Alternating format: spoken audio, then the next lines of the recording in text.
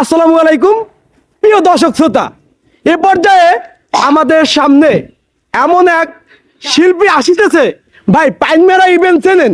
এরকমের এক পাইনমেরা ইভেন্ট নিয়ে আছে আমাদের শিল্পী জয়। শিল্পী জয় জয় জয়ের জন্য সবাই করতালি হয়ে যাক।